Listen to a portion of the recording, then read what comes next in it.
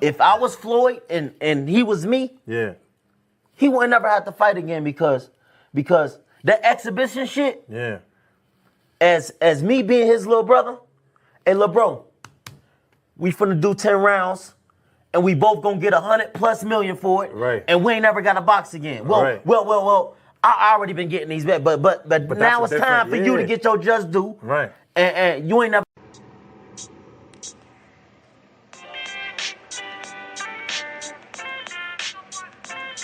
Yo, you know the deal. We back again. We never slacking. Word 'em up.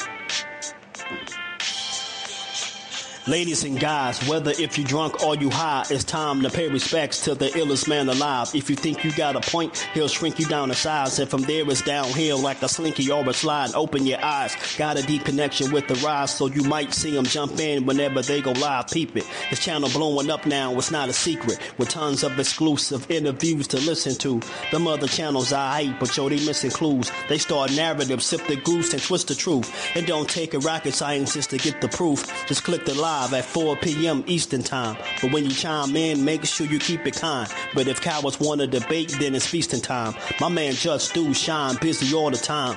Grind 24/7, 365. Videos he might have 365. My rhyme sick, they make you do a 365. You get a rich if you think you fit to survive. It's Jusdueboxing, time to click the live. Ain't no beginners, if you soft, you ain't down to ride. I crush you, respect too, it's Jusdu. He got the illest boxing show on the internet. The boy been a threat and he ain't even had dinner yet. Word 'em up. Yeah. You know what time it is.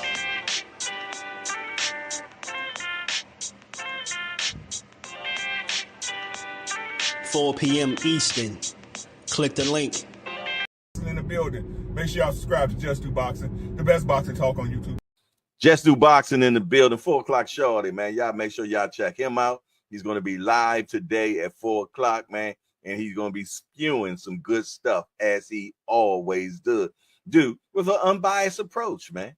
He's probably the most unbiased channel on YouTube. What's going on? And one of my favorite channels, if y'all into that pugilistic perfection, if y'all into that boxing, that's that boy Jusdueboxing here on YouTube. Make sure y'all check out Jusdueboxing, the only unbiased boxing channel on YouTube, because I am definitely biased when I talk about boxing. So as always, we got to shout out everybody in the chat, man. Shout out to my brother Jusdu. Y'all make sure y'all go sub to Just, man.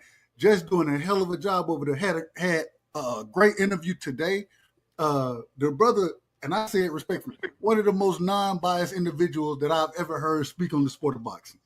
And I got a lot of love and respect for my brother Just, man.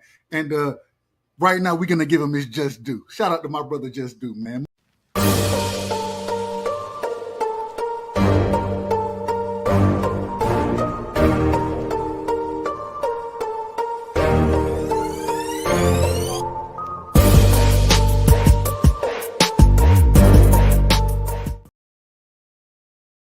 What's good? What's good? Salute to the family. How y'all feeling on this good Sunday? About the hiccups, man. But we back to build on this boxing and give it its just due how we always do. How y'all feeling, man? Hope y'all enjoyed the fights this weekend. We had fights on both Friday and Saturday, man. And we had some upsets, man.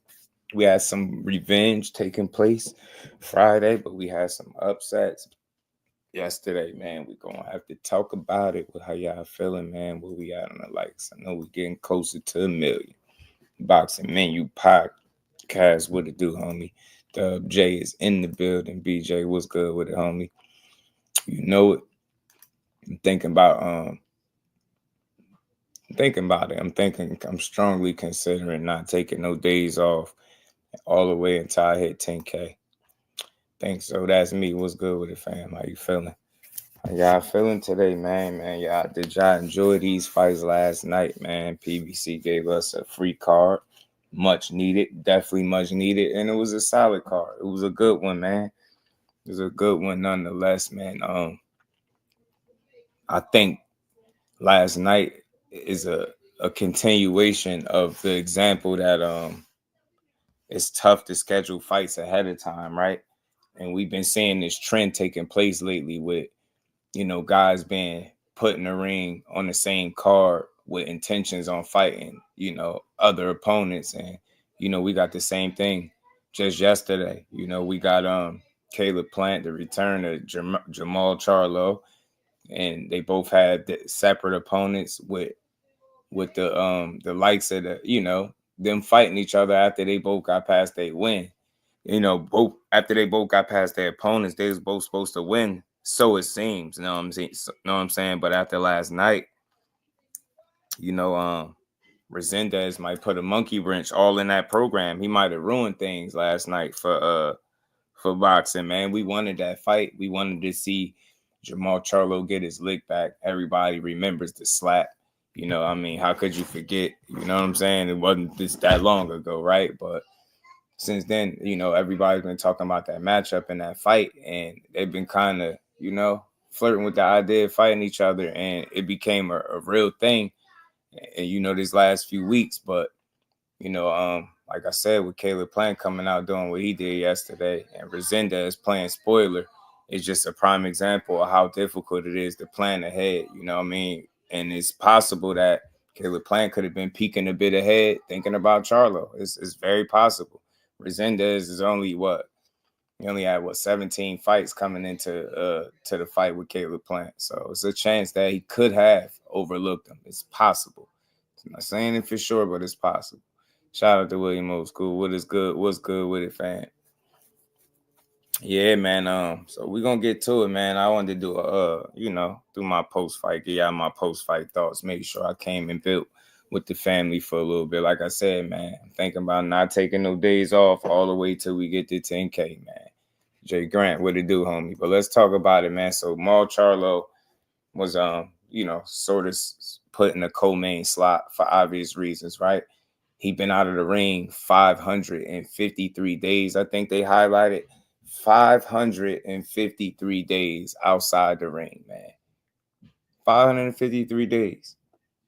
He got in there, first fight at 168. He got in there with Thomas Lamanna. Thomas Lamanna been around the block a little bit. You get what I'm saying? I knew Charlo could look exactly how he looked last night.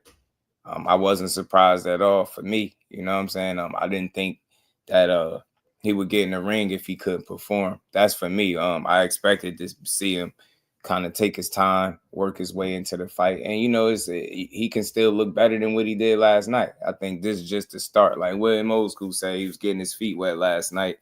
And you can see that it took his time. But one thing that didn't miss a beat and it didn't have no ring rust was that damn jab, man. That damn jab was dominant all night, all throughout the fight up until the stoppage. He landed that jab relentlessly, unconsciously, like constantly.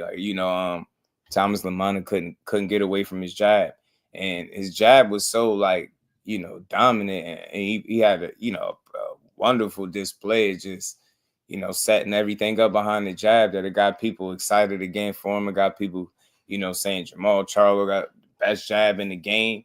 And I like to hear those things. It's good to hear him getting some flowers, man. It's good to hear people saying positive things about this man. Now, look, we get it. It was Thomas Lamanna. He's supposed to handle business, right? He wasn't expected to lose against this guy, but it was all a matter of how he was going to beat him, right? And I ain't going to lie, when they asked him, are you going to stop him? And he said, I don't know if I get the stoppage, but I'm going to beat him up.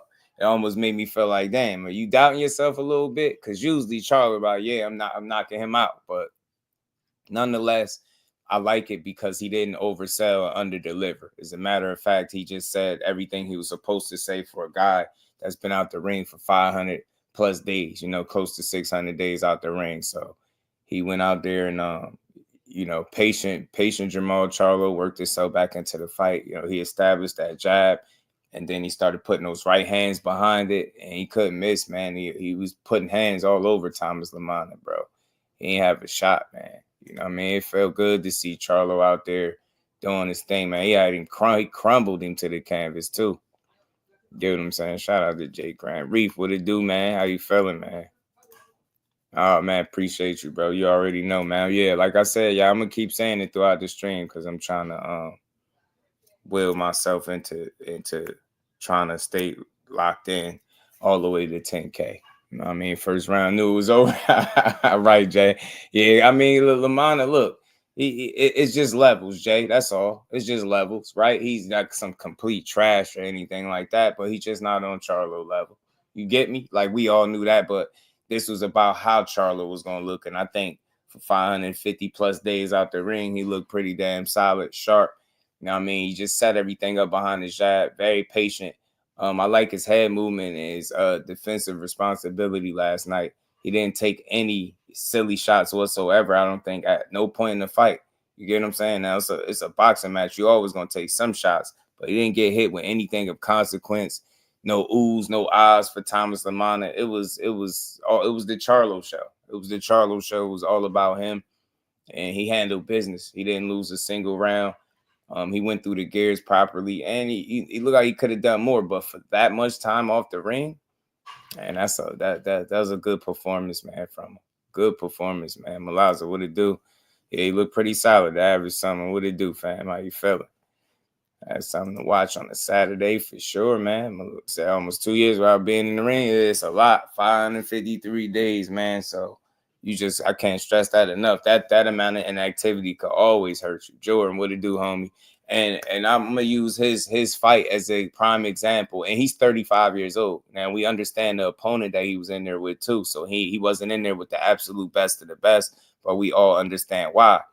But my point being is, with him having that much time off, you would expect it possibly to see more ring rust, and you didn't see that. So I think all of those people that's panicking and using the 18 months or whatever Edwin De Los Santos been out the ring as a death sentence last night should show you that, you know, ring rust is not the end of the world, right? You know, time off or layoff is not the end all be all. You still can get back in there. You got a job to do. So you see how much time Charlo had off and how he was able to go in there and just kind of pick up where he left off. Like I said, really good performance.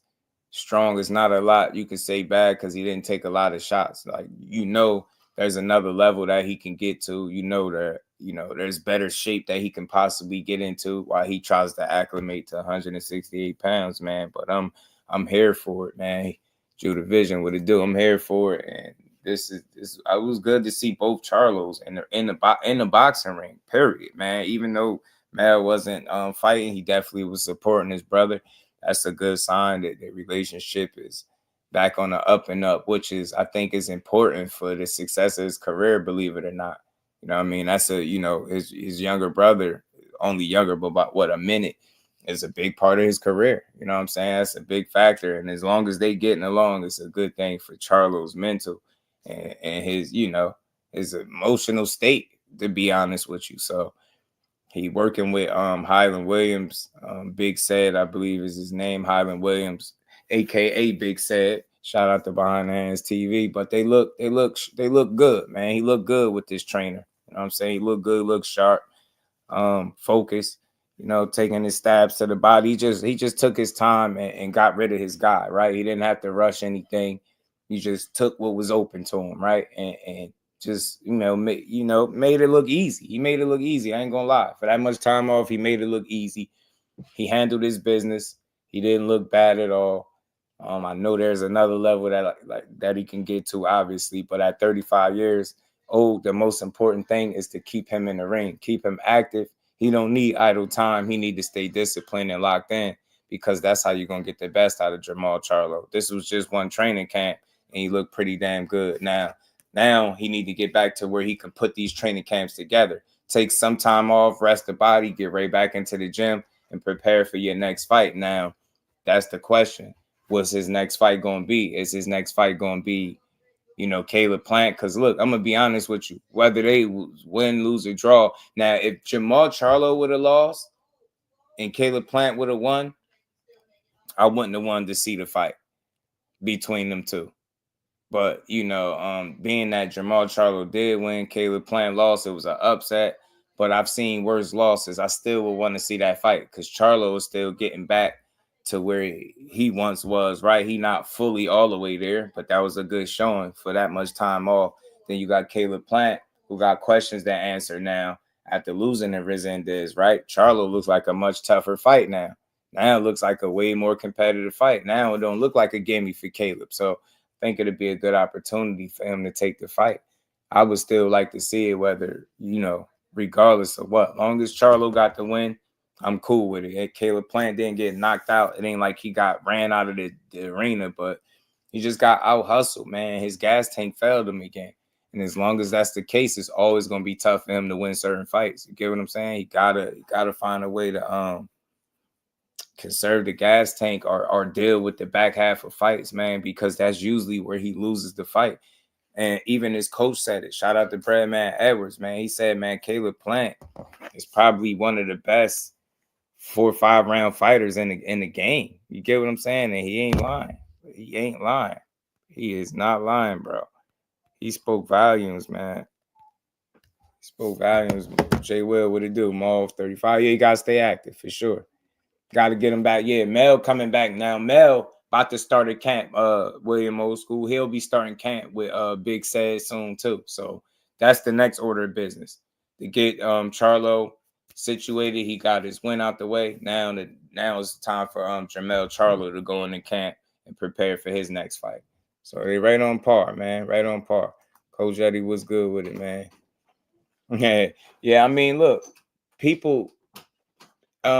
His coach spoke about it. We're gonna get to that. His coach spoke about that briefly, man. Coach Breadman Edwards, he spoke about it. We're gonna talk about it. We're gonna talk about that. They just ain't mentioning him for whatever reason. But I think that, look, at Maul and Andre is a good fight. Andre Plant, all these fights are good, but you know, which each fight for either of these guys, each of these guys is gonna continue to be difficult because of the age that they at.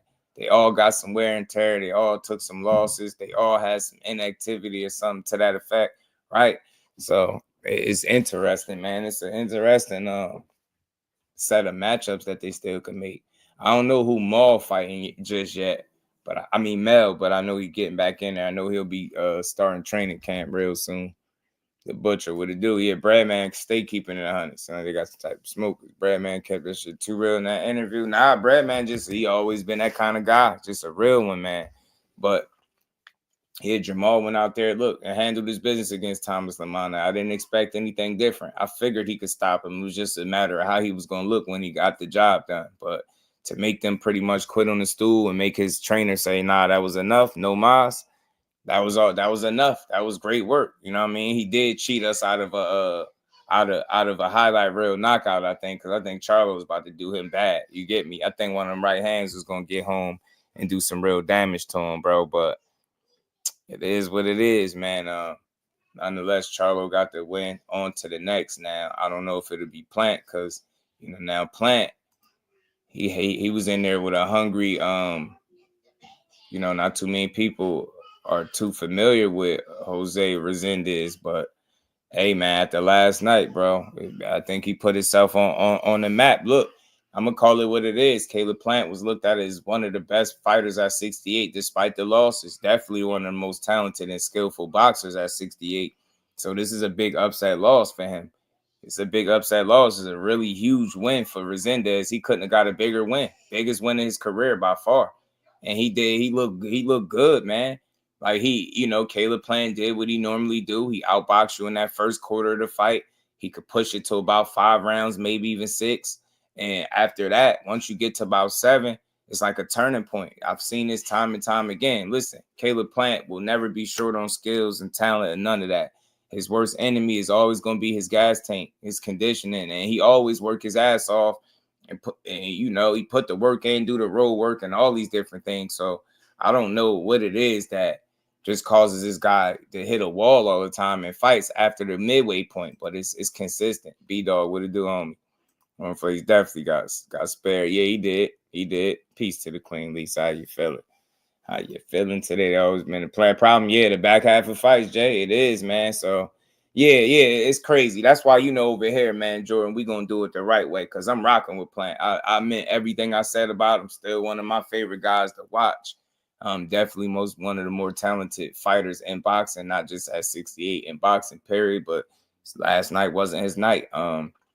Resendez had the right game plan. He had the right focus. He was heavy-handed enough. You know, he kept Plant honest. After fatigue set in, seemed like Plant started running out of answers, and he kept doing a lot of like holding on, and it was very similar to how he did in the Benavidez fight, right? Now, lucky for him that Resendez didn't bring the kind of pressure, relentless pressure that Benavidez brought, because he would have had a whole different problem. You know, at times, at moments, man, I thought he might have, you know, got a stoppage, man. He was making me nervous, man. You know, and Plant kept doing that probe with his jab, man. And you know, Resendez was coming over the top of it and clipping him. And he was getting caught with right hands, clean flush shots. He got caught with like the 2-3 punch combination that buckled him real good. I was like, man, Resendez was game. He was very confident. Even Breadman Edwards said it. He had him worried because this kid was so humble and just, you know, he wanted to win. He was ready, and it showed, bro, because he easily could have mentally packed it in after about 4 or 5 rounds when it really wasn't going his way. But he kept plugging away, bro. And like I said, he turned the tide of the fight, and he started wearing Caleb Plant down. And like once the fatigue set in, fighters are much more vulnerable. You know what I'm saying? And much more susceptible to getting hit with shots. And that's what you're seeing with Caleb. He was getting hit with shots that he don't get hit with if he still got a good tank of gas left. But once his gas tank start going, that's it. I mean, it's a much different fight, and it's every time. It's every time. It happened in the Benavidez fight. It happened in the Canelo fight. Like, he slowed down. It be the gas tank every single time and get him in trouble. So, you know, all of these fights moving forward for him is always going to be in that 50-50 kind of manner. But that be the deciding factor, his gas tank, bro. And if you really push him, if you somebody that can take his shot and really push the pace, you got some skill about you. You can give him some trouble in the back end of the fights. That's where things really tend to go wrong for him. And it's every single time. Even the fights that he's won in the past, but like when he won his IBF strap with Jose Uzcategui, when he beat him, if you see in the back half of that fight, he started slowing down. He was getting clipped there too, but he just had piled up enough points, and he still had enough gas to get through the fight. But it still was problematic. And you figure this is years later. Now you're getting old. Now you got losses. Now it's wear and tear. It's getting difficult. Like this last night was the first time that I felt like he may have been looking his age or something like that. You get what I'm saying? He was looking his age. Yeah, he got a ton of muscles, William Old School. Ton of muscles. Like Mazak, what it do, bro? How you feeling, man? Good to see you in the building, man. So it's tough, man. Thought he did enough. Yeah, nah, he ain't do enough. No, he didn't. No, he did not do enough. He got outworked down the stretch of that fight. Young Resendez was pushing, bro. He was pushing, bro. Like, it was a tale of two different halves. That first 5 definitely belonged to Caleb to me. And after about 6 or so, and it just started to change. 6 or 7, it started to change, and it stayed a certain way. And like I said, you can tell he's fatigued because he didn't have an answer for the pressure. He kept like leaning to the same side, ducking over to the same side. He'll clinch and grab on to him, and even when he was throwing his shots, he was off the target. Like he was missing wide with certain shots, and he normally don't do that. So his punch placement and shot selection just was a little off as he got fatigued, man. It was just a different fight. And I just didn't really see him put together many rounds after that point. Once it seemed like the fatigue was what it was, it set in. It was the writing was on the wall. And it was a matter of him, like, I want to say survival mode, but he basically was fighting to keep the kid from up off of him. And that wasn't enough. He wasn't fighting to win. He was fighting to keep him up off him, if that makes sense, right? And I'm not saying like because he was scared, it's just fatigue. So he just was fighting all muscle memory and getting through it, but he was fighting all fumes, man. You could see it. That's the only reason this man we having this conversation and this man is finding himself on the wrong side of an upset, it's because of the gas tank. I'm telling you, every time it fails him, every single time, bro. Every time. And you said, like I said, you've seen it even in fights that he won. You get what I'm saying? Even fights that he won. Let me see.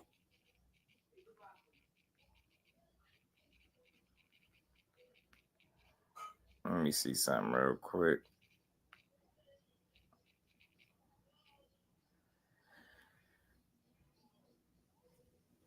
I'm telling you, man.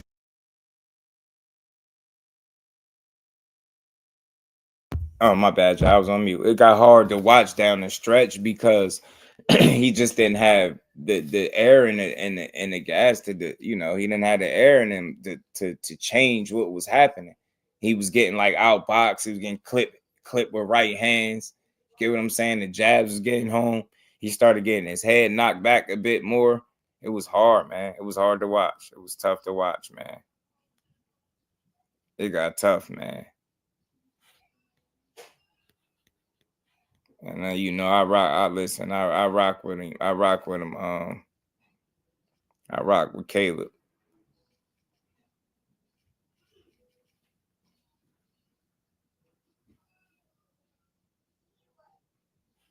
Gotta see this, man. I'm trying to find the clip I watched earlier with Breadman speaking about it. Like, he was so honest, man. Breadman was so damn honest. That's how you gotta be, man. You gotta be honest with your fighter because he just it's not no mystery as to what's going on. Like, it's not a mystery. The only issue is what can he do about it at this point, because now we've seen it consistently for years now that the back half of the fight is really where he could lose it all. He'll get in your ass for the first 5 rounds. But after that, everything starts to change every single time, man. I don't know where exactly he go if he can't change that about himself, right? He needs to be able to do something about that. That can't be the case. That can't be the case. You get what I'm saying? It can't be the case. Gotta find something. Rich Poe, what it do, man? How you feeling, bro? What's good with it, man? You gotta find something. That you gotta find a way, man. I just don't know. I mean, and then he do a lot of moving early in his fights too. So, that help. It's like he burning the candle at both ends. On one end, he moving. That's going to deplete the gas tank. Then you punching and you're missing. You're getting hit back. And the body shots. I can't forget to mention the body shots. Body shots are not kind to him, man. Them body shots changed everything. It's the same. This fight in many ways was very reminiscent of the David Benavidez loss. I'm telling you, because remember, he had the body shot that Benavidez said he landed. And he said he heard him make a sound. And you seen the way he was hanging on and holding on from there. It was like he was a changed fighter. That body shot changed the tide of the fight. And it was very similar last night. The body work of Resendez slowed him down, man, and it changed the fight. And again, Caleb Plant, listen, I ain't no coach, I ain't no trainer, but he don't punch through the target, bro. A lot of his punches, they was falling short. They was only hitting the gloves, arms, elbows. Like, he wasn't getting a lot of that work in clean, man. He got to learn to punch through the target, bro. Because I done heard from multiple fighters that they say he can crack. And this is with 16-ounce gloves and headgear on. They said this dude could crack. So it's just the way he fights, man. He be boxing and getting in and out of there. And I appreciate the style, but he just didn't have anything that made Resendez have to think twice. Nothing. And that's always a problem. And you got to think early on when he still got a fresh tank of gas, the reflexes, the punch placement, the timing of the shots, all of that stuff is working in his favor. So he's able to kind of confuse Resendez a little bit and keep him hesitant, keep him with his hands in his pocket because he picking shots and using the athleticism and the speed to get ahead. But once that stuff falls by the wayside, and once, like I said, fatigue comes into play, it changes the whole fight. Now you're talking about a guy that, how does he respond? Because a fighter when he got gas in him and when he don't, is a totally different guy. The way they respond is totally different, and you see it with Caleb Plant. Like he it's almost like he run out of answers at a certain point because of the limited gas, right? You can't make the same moves that you were making in the first 5 rounds. You get what I'm saying? You out there depleted and you on fumes. Even the point, I seen a point where they stopped the fight to wrap the tape. Resendez tape was coming loose off his glove. And you look over at Caleb Plant in the corner, look how hard he was breathing. Like he looked like he was spent. And you look at the look on Resendez's face, he wasn't nothing wrong with him. He looked like he could go partying and everything. He don't look like he had to fight much. Man, he just that just was a bad look, man. At a certain point, you have to be able to make a guy respect you. And if he don't, and you find yourself getting tired and he coming on, that's a recipe for disaster. You lucky you didn't get stopped. Like I said, if he was a relentless guy, like a Benavidez type pressure, man, we'd probably be having a different conversation right now. That got rough for him. You get what I'm saying? Dank, what it do, homie? It got really rough. Jannar, what it do, homie? He said just Caleb was getting hurt a lot. Fight last night, you think it's a blueprint for Plant now? Plant is a beautiful boxer. He could have dominated. Yeah, I think it's been there for a while too, Jannar. He's getting buzzed a bit. I think he's getting older. I think, naturally as you get a bit older, your punch resistance don't be quite what it once was. I noticed that in the Trevor McCumbee fight, Jannar, he was getting buzzed with some shots in that fight. And I was like, scary, man. So it's only going to get more and more difficult. And people are they're going to do their homework. Like your coach, your trainer is saying that you probably like the best 4 or 5 round fighter in the world. But after that, you know what I mean? What can you do? What kind of fighter are you when you tired? And why that's such a big issue and a concern and a question for Caleb, because you see it every single time. He's a much different fighter in the second half of fights.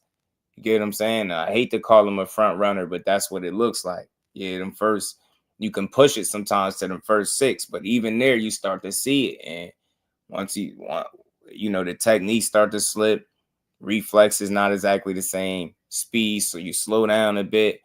You know what I'm saying? Now you're a lot more stationary. Now you're doing a lot more holding on, and he fighting you in the inside, clipping you with shots in the inside. It was rough, man. It was rough for Caleb, man. But that's just always been his problem. So the book definitely is out as far as the gas tank and what it looked like. He got to find a way to succeed despite having a leaky gas tank, right? I don't know if it's conserved the first quarter of the fight better. I don't know, but we clearly know if that doesn't change, he always run the risk of losing the fight in the second half. And it's crazy because he can be doing so well, and as soon as that midway point hit, it's like his body start responding much differently. He slow down, it's more stationary, start getting hit. And then you start seeing him get hurt. And then with him not being much of a puncher and not sitting down on his punches and scoring points, that was the problem too last night. It got to a point in the fight where it looked like you were just scoring points. And that shit doesn't work when you on borrowed time. Now, you get what I'm saying? You fighting off fumes and muscle memory, right? It's no good for you, right? This guy constantly coming, bro. You sitting there, keep making the same defensive moves, and he clipping you with shots, and then he putting pressure on you. You going back to the corner, but you coming back out doing the same thing because you tired. And that's what I say, man. That's the homework that anybody gonna do on you if they watching you, right? They gonna know that in that first 4 to 5, you sharp as attack, sharp as they come, man. You know what I mean? You can box with the best of them, but once we get you midway, the fight changes, and that's the blueprint right there, respectfully. So it's not going to just go away. He haven't fixed it in all his time. And I know it's not a lack of him working, because he said he ain't leave no stone unturned. His trainer said he worked his ass off too. So it's not a lack of work, but it's just he is who he is. And that's just one of the issues that he's up against as a boxer, right? And what's crazy about that situation and what makes it tough, because of his style. He's a pure boxer, right? And a lot of his success is predicated on his movement and, reflexes, and getting in and out of the way, his legs. But at the same token, his gas tank You get what I'm saying? You don't have a gas tank for the style that he has naturally. It's a strange situation. You get what I'm saying? It's like, I can see if you was going outside of yourself, being more of a pressure guy and burning your gas tank. Nah, you doing exactly what you do best. And that burns the candle at both ends, man. And that's a tough way to deal with it. You know what I mean? Because you're not getting guys out of there. You're not some knockout dude. So it ain't like you put so much punishment on guys in the first 4 to 5 rounds that by the time they get to the midway point, they done slow down right with you because you've been beating on them. You don't have that kind of style. You don't break your guy down. You embarrass, you outclass, and you outpoint your guy. This the hurt business, and some guys you're gonna have to hurt them. And if you don't have that one punch in your arsenal that you could land to really gain that guy's respect, you're gonna see fights like what you seen last night. He has no reason, nothing to deter him from coming forward to getting right in your kitchen and making it a very tough fight for you. And that's exactly what you've seen. So it's going to be very tough moving forward. You need at least, like, for example, right? Charlo, his jab alone was damaging. His jab alone made you think twice with Lamanna, right? He bust him open quick early, had him leaking with a jab, just jab alone. Let alone when the right hand start landing. Name me a Caleb Plant punch that he was landing that was making Resendez think twice. You get what I'm trying to say? The jab alone with Charlo was like, man, you don't want to keep getting hit with that. That jab will get you drunk. It'll bust your lip, your nose, swell your eye up. You get what I'm saying? Have you second guessing. You swallowing blood. You 3 rounds in the fight, you swallowing blood because he been jabbing you in your nose over and over. Hard ass shotgun jab. You get me? That's the problem. Caleb Plant doesn't have one punch in his arsenal that made Jose Resendez say, you know what? Hold on. I gotta go about this a different way. He just kept coming through the front door. Now he wasn't able to do it in the first 4 to 5 because he had the juice. He had the gas in his tank. Soon as and the body shots, Resendez was biding his time. He was buying his time, and he started clipping him to the body.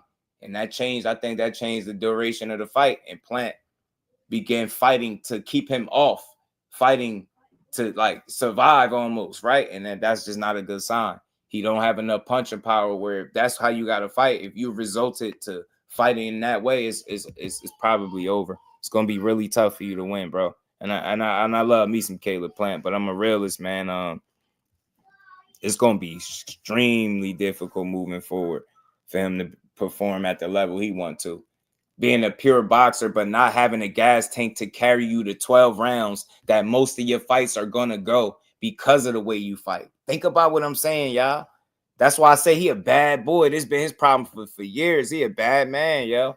He a bad man, still slept on. He can fight his ass off. He's never short on talent or skill. It's never been, or creativity. None of that is the problem. But all that shit go out the window when he tired. No, the creativity, you could forget about it. It's like, now I got to fight to survive. I got to fight to keep this dude out my chest. And I don't have that. I don't have enough oomph on not one single punch. You get what I'm saying? It's bad enough when I'm fresh. I ain't even hitting him with no shots that's really hurting him. I might sting him, catch him off guard, surprise him with some of the speed, right? The timing of the shot. But once all of that is no longer a factor, now what do you have? Imagine your punches once you tired. Now you really can't hurt them. What you gonna do? You up shit's creek. And you got rounds to go because you don't have that one punch that can just change the fight. You in there fighting for your life, and this dude in your chest. And he looked his age last night. Respectfully, Caleb looked his age, yo. He was getting hit too much. Name me a 3-punch combination that you seen Canelo landing on him. Do y'all even remember seeing Canelo land a 3-punch combination on Caleb Plant? That is not a good sign. That dude is very sound defensively, bro. He know how to get his ass out the way. This is the same dude that'll make you miss by a mile and then showboat after it. That's no longer the case. You get what I'm saying? Name me a Canelo at Canelo. Him and Canelo in what? 10, 11 rounds? 10 rounds? 11 rounds? Name me a 3-punch combination you remember Canelo landed. Resendez chipped him. 3-punch combination, buckled him, clean hooks. Left, right, clean flush. I'm like, man, that's not the Caleb Plant that we know, right? Like, You get me? Like that prime, that window, their prime is a very short window, and that's what you're seeing right now. Is he a shot fighter? No, but I think he in the back end of his career for sure. For sure. Respectfully, I do. Seeing Caleb Plant get hit with a 3. Name me anybody for that matter that you remember seeing get hit Caleb Plant with a 3-punch combination.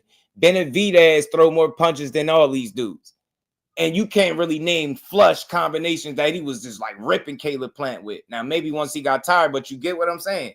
That shit typically don't happen with him. He's not a guy that is really easy to hit. I ain't gonna say it's the hardest thing, but he got good defense. Caleb Plant know how to handle himself in that boxing ring. But last night, man, just was a different story, man. Big shout out to my guy Khalil the Traveler for the 5-piece, man. Appreciate the love, homie. Look at my guy, it's just due, man.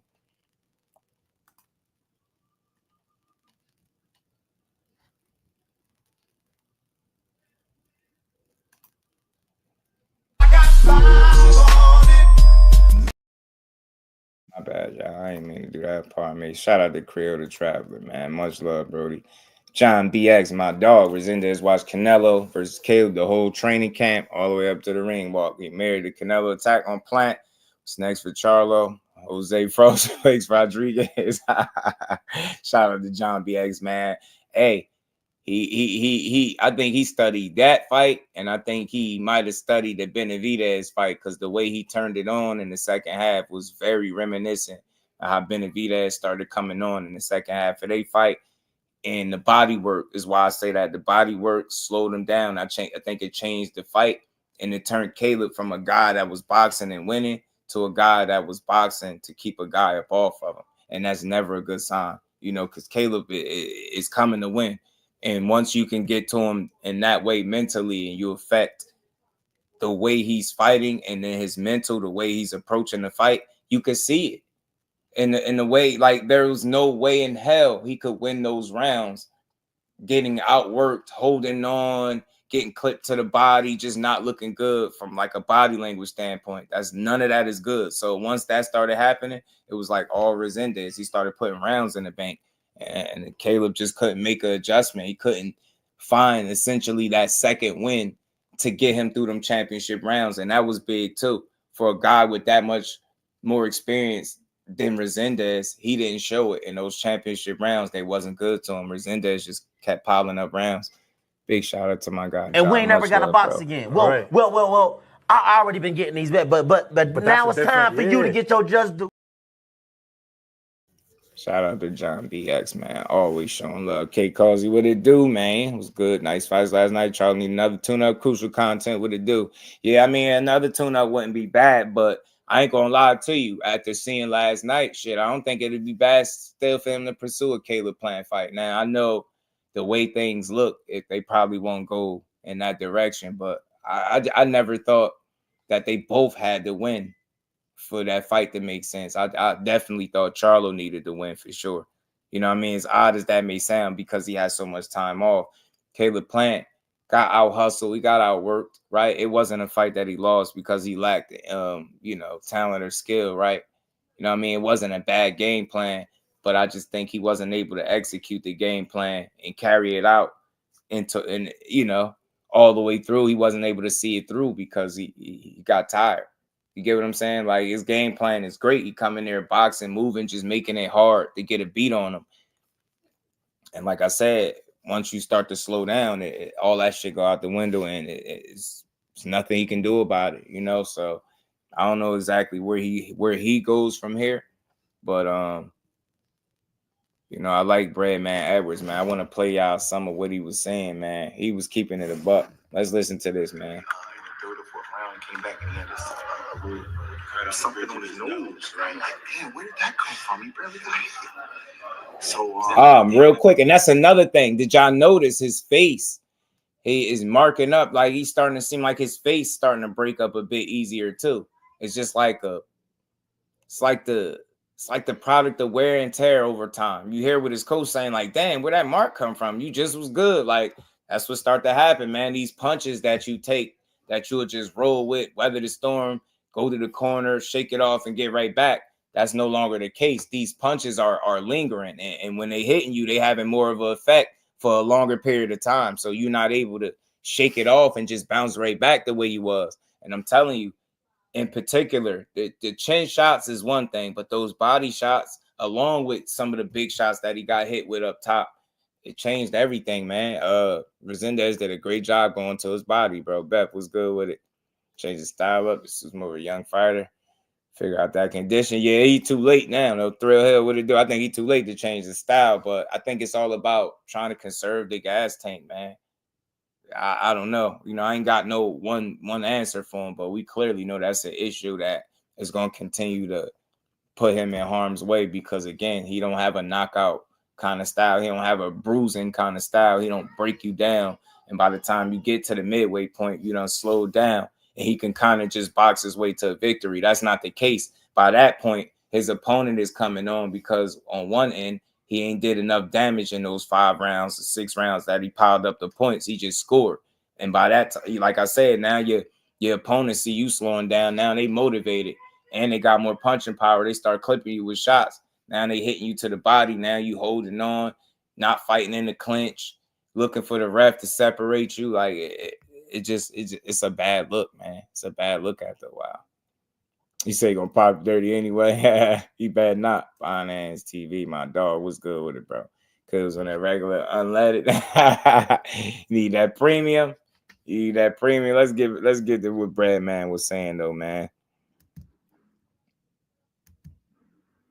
One of the things that caused him the victory in the 3rd or 4th round, he came back and he had this a little something on his nose, right? Like, damn, where did that come from? He barely got hit.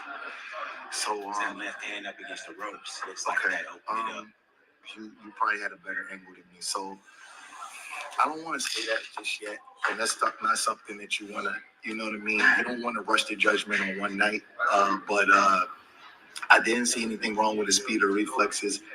But it just seemed like that the punches had a bigger effect on him to me. I don't know. A lot of people were saying that in the press row, the body punch. Said the same thing. I think that's age, family. I think that's age. You get me? Like, think about it. He took some of Canelo best shots. He took some of Benavidez best shit. But I just think over time with age, man, punch resistance just don't be the same. You've seen it with a lot of fighters now. You know, it ain't like power where they say that'd be the last thing to go. It ain't like that with that chin and that punch resistance. Punch resistance is totally different. All that wear and tear over the years, all those shots you take with the sparring, with the headgear on, with that like false sense of like security, thinking you ain't taking punishment because your head is protected, but you are. And then you got to think the fights as well. So I think that's what you're seeing with Caleb, man. It's a combination of things, man. The wear and tear over time, looking his age a little bit, having a relentless guy in there that wasn't quitting, that did come to win.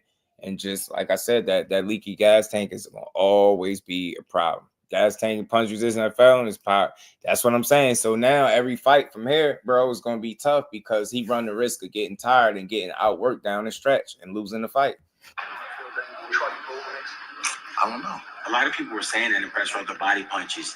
You saw this body punches did it. Red along the sides of Caleb, and it looked like the body was red as hell, y'all.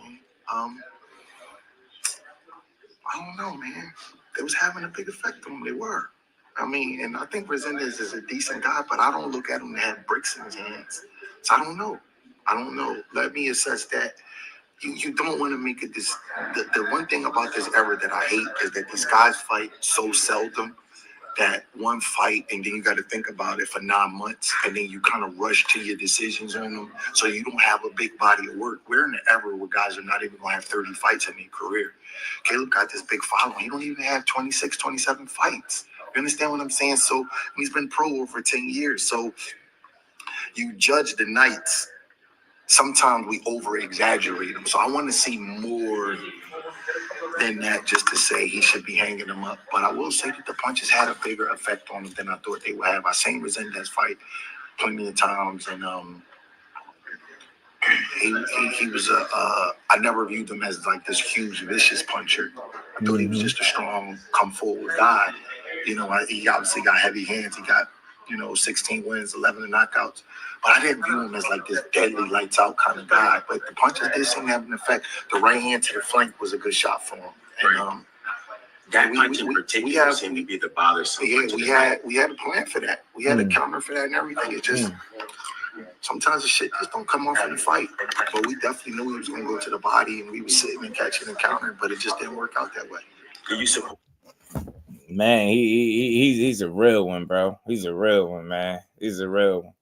I hope people could appreciate the information that he was dropping and just how transparent and real he was being with the audience, man. Shout out to John BX again, man, for the 10-piece. Appreciate the love, homie. Hey, did you see Khalil Coe get it back in blood? You know it, man. Jersey, stand up. I'm gonna try to get him on here. I'm gonna try to see if he gonna come up here, man. Yeah, man, he was lifting dude off his feet with that jab. Even knocked him down with it. Y'all made him retire on the stool in 6. NJ has a top prospect at 175. You know it, right back. You know what I mean? He got hospitalized twice in the first fight for that camp in the first fight. I don't view that as an excuse. That's a legit reason. Like, I don't care what you say, these dudes ain't super soldiers. You get hospitalized 2 times. After 1, it sounds like you should pull out the fight, let alone twice, and to go through it and still make it out of 10 rounds. He made it to the 9th and end up getting stopped. And just to see the way that he came back in the rematch without losing a round, didn't miss a beat, reflexes, spring in his step, jab was on point.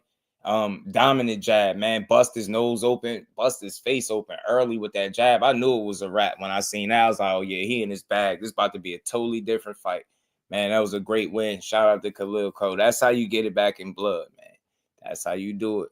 Big shout out to John B. And we ain't never got a box again. Well, right. well. I already been getting these back, but now it's time for you to get your just due. Shout out to John, man. Much love, Brody. Appreciate the support. Plant might be slowing down. Yeah, 88. I think so too. I think wear and tear, age, all of those things naturally, like Breadman is hinting, not even to have 25, 26 fights and you've been pro this long, like you know, should just start to hit different, right? With these punches affecting you more so than they should. All right. Like, you can take a good shot. Caleb got a pretty damn good beard on him, man. But like I said, a lot of what we was saying was a product of what happens and what kind of fighter he is when he's fatigued. He's a much different fighter than he is when he got gas, and that's for sure, man. Yeah, Resendez is definitely a problem. I like the victory in the 3rd or 4th round. Came back and he had this a little something on his nose, right? Like, damn, where did that come from? He barely got hit.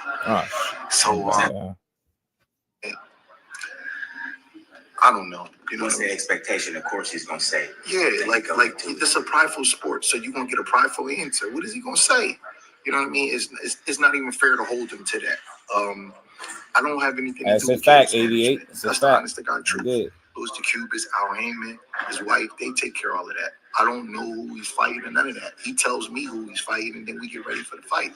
So if he want to go to Charlo, he can go to Charlo. If he want to fight the Resendez rematch, because he does have a rematch clause, he could do that. I don't really know. He just has to regroup, and we gotta figure out some things and move forward. That's it. Brad, what do you think? I mean, you haven't had any time to watch the tape or really reflect. I like that, man. That's real, man. He did have a rematch clause in there, so I wonder will he exercise the rematch clause. You know what I mean? Because listen, I even after seeing that fight, I don't feel like it's a fight that he can't win. He just got to be smarter with the approach. You get what I'm saying? Because of what that kid is able to do in there.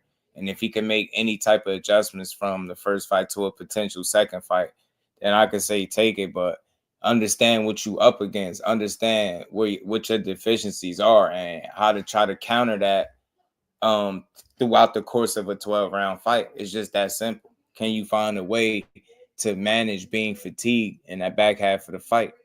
And how are you going to fight in the moments when you are? That's the issue. Well, what would Caleb have to execute in a rematch, and how confident are you that he could, and he could reverse the outcome of tonight? I think that he could. You know, I would like to get carte blanche this next camp and just be able to do everything that I wanted to do, you know, from top to bottom. I started training Caleb in 2022. So he was 30 years old. It was after the Canelo fight. So, I could remember a lot of trainers hating on Freddie Roach, and they would say stuff like, well, he's already getting ready-made guys. He's already getting guys like Pacquiao. Pacquiao's already a phenom. And they would be kind of like hating behind the scenes. He keeps winning Trainer of the Year. And the rematch, it's a need for the rematch if he chooses to, because that's the point of putting the rematch clause in the contract. He will have a right to it, but it's just up to him if he wants to pursue it. So it's a need for it if you feel like you could win, and that ain't how you want to go out. So it's going to be interesting to see what Caleb Plant decide to do. Was just to say that's the hardest thing in the but world. He clearly won. You're right. I agree. Clearly won, though. Should have been a UD too, not a split. He's coming off a loss, and you got to rebuild them because he's already set in his ways. And then when you're training him, he's gonna have his own ideas. He's gonna have like, well, coach, we did it this way, and we got to this part. And then you're rebuilding their confidence because they come into you because they got a loss already. So that's much more difficult. The easiest thing to do is you get a guy that's a ball of clay or a blank canvas with some talent. And there's nobody else, and you could just work with him and you, and y'all could get to grow together. I would rather do that any day of the week. And I love training Caleb. I'm not saying that in a bad way, but what I'm saying is it's difficult because he already has certain things down, and you have to conform. You can't talk to a 30-year-old man the way you talk to an 18-year-old kid that comes in the gym. It's real. He might say, all right, I like to spar 100 rounds in camp. I don't want to, and I'm just giving you hypotheticals. I'm not saying these are things that he said, but it's a lot more difficult. When I first started training Caleb, he had just got stopped by Canelo. He was off a whole year, and he was in the ring with a big puncher, Anthony Durrell. That was not no easy camp. I'll be honest with you. I can say it now. He got, the sparring got the better of him for the first 3-4 weeks of that camp. And we just had to sit down and keep talking and keep working things out. And I'm like, it's going to get better. It's going to get better. And he went out and had one of the most electrifying performances of his career. That's but a fact. That camp stressed me out. It's very, very difficult to deal with a fighter that's coming off a loss that's already had success. Because he's rich. You understand what I'm saying? So hell nah. You got a big factor in hunger, and I'll give Caleb credit because he trains hard every day, and we always have good workouts. But I'm not a mind reader. I don't know what's inside of him, and you're going through a lot with that. I think he could beat Resendez, but I would want a camp where I just got carte blanche and I could just do everything that I want to do with him in camp, and let's just see how it is. Talk about what are those things? I mean, look, I can't knock that in what he's saying, man. You just want to be able to work a certain way. At this level, man, you need to be able to put in a certain kind of work to get a particular result. You know what I mean? And that's what it sounds like Breadman is talking about. If you were to Resendez, these are maybe the top 3 things that you think you need. I don't want to say it publicly. Yeah, they putting him on the spot. I gotta respect Caleb. I gotta respect everything. I just don't want to say it publicly because if I say it publicly, they could kind of get misconstrued, and they'll say, "Well, whatever I say, they're gonna say, well, he wasn't doing this or he wasn't doing that." And it's really not about that. I would just have to have carte blanche because now we're not gonna be fighting Resendez. We're gonna be fighting Resendez time 2 because he's gonna be so confident. And the next time he fights Caleb, we're gonna think he can stop Caleb. So it's going to be a very, very hard fight. This is real. It's going to be a harder fight. The one thing I will say is I want to bring in the kind of sparring partners that I want to bring in. You know what I'm saying? There's a certain kind of sparring partner for a certain kind of guy. I want to bring in the guys that I would want to bring in. And that will be the number one thing. I'm not going to talk about anything else, but that would be, we would have to get a certain kind of guys to just deal with the pressure coming down the stretch. You know what I mean? The gym is for where you make your mistakes at. We have to get certain kind of guys to push him past that threshold of getting past. Because Caleb is money. Caleb probably the best 4 or 5 round fighter in the fucking world. But once the fatigue starts setting in, you're running out of ideas, and the guys keep putting pressure. Listen to what he's saying. This is real. To push him past that threshold of getting past. Because Caleb is money. Caleb probably the best 4 or 5 round fighter in the fucking world. But once the fatigue starts setting in, you're running out of ideas, and the guys keep putting pressure, then that's where we had some trouble. So I would want to be able to get past that, and if we get past that, we could handle Resendez. But like I said, it's going to be a much harder fight next time. You know, because he was humble.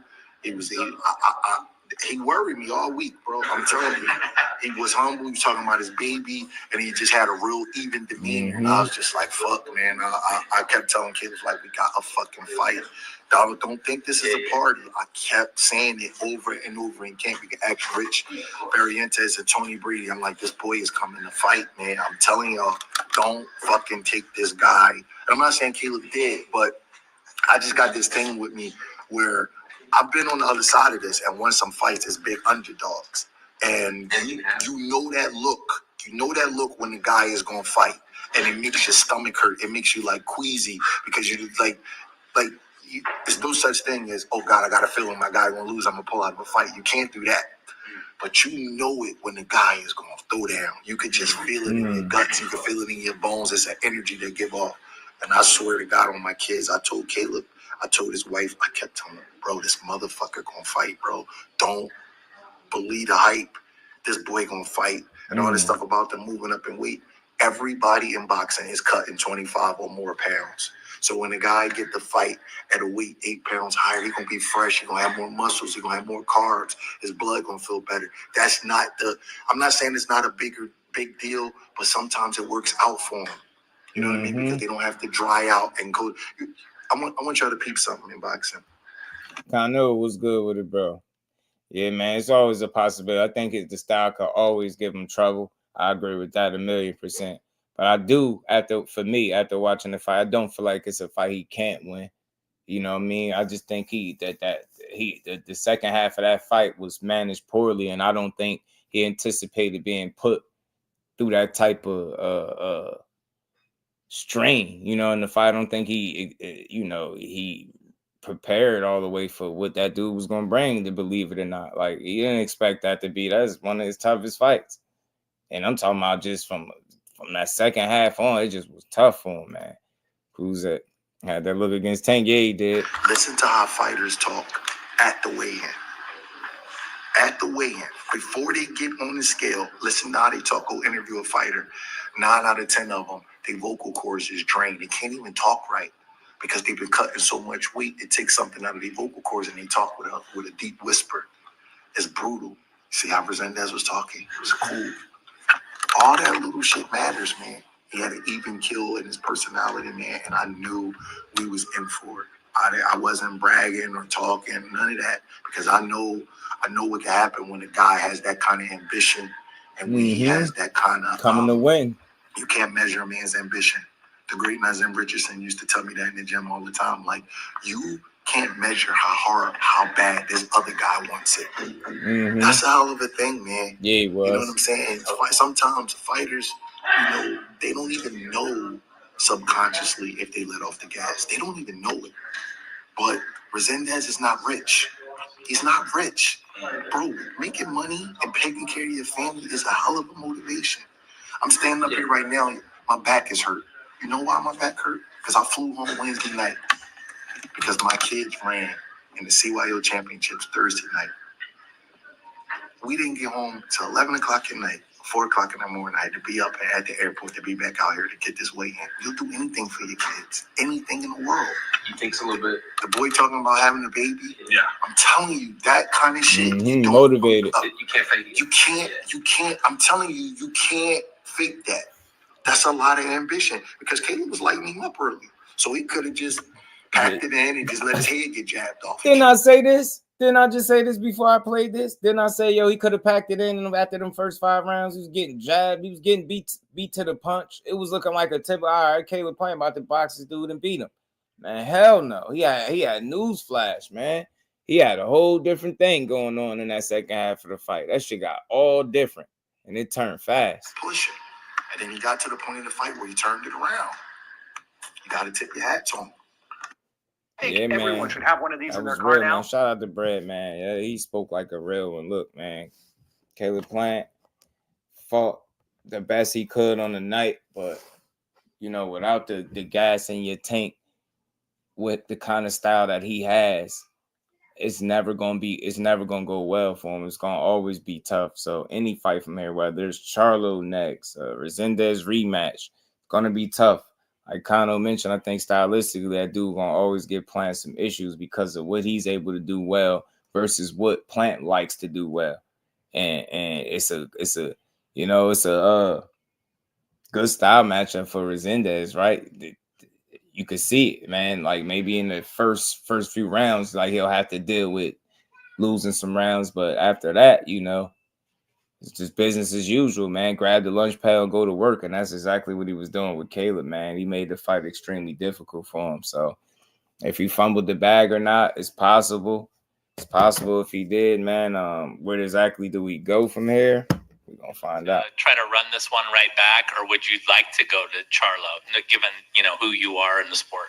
I mean, I'm down for anything. I'd go right into the Charlo fight, but we got a rematch clause, so I'm more than willing to run it right back. CP right here, Marcus Hayes with Fight Hub TV, and that's what I wanted to ask you. We heard Charlo say that they could make up a belt, that he's desperate to get his lick backs against you, that he wants to fight you next no matter what.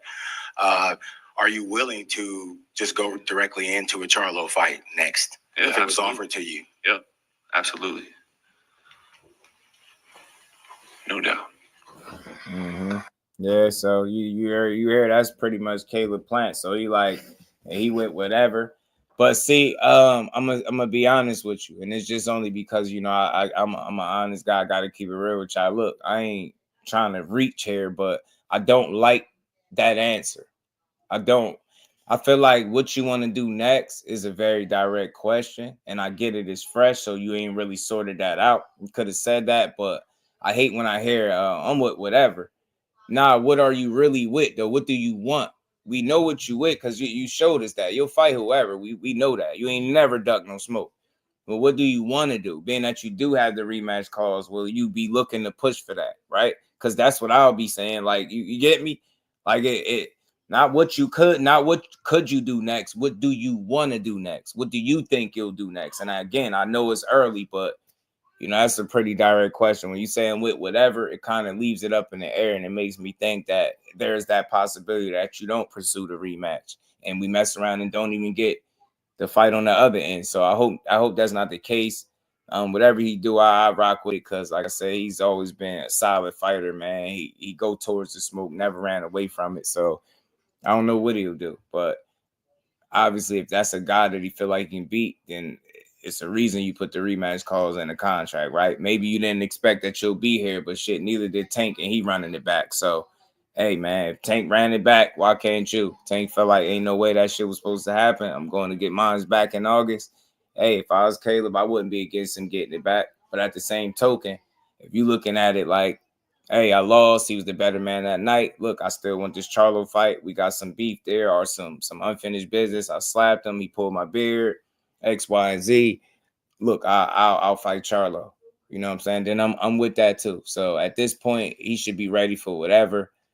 I mean, you know what I mean? I think so anyway. August, I think so. That's the date that they throw out there for now, August. So, I don't think he, I'm not against seeing him running shit back because it wasn't a blowout kind of fight. It was a tale of two halves. He had that first 5 for sure. And 6 was the changing point. And then from 7 on, it was all spotty. And it was like one-way traffic to a degree, right? I think it should have been a UD win for Resendez rather than a split decision. Split decision was a little bit generous. I think he got out-hustled and outworked down the stretch of the fight. And he wasn't able to make the adjustments. When he got tired, he stayed tired. I didn't see him really be able to catch much of a second win. You get what I'm saying? It's like once the fatigue became a problem, it stayed a problem. And sometimes in fights, a lot of times in fights, you'll see a guy hit a wall. It'll take a round or two, make a couple rounds, and they'll seemingly hit or get a second win, and they'll be able to kind of pick it up a little bit. He was unable to do that. Like I said, once he got it to win a certain way, it was like all downhill. So shout out to Resendez. He had a great game plan. And he fought his ass off, man. But respect to Caleb Plant. I'm not about to trash him for losing. I see Edgar Berlanga doing. They calling him soft. I told y'all he's soft. He don't like body shots.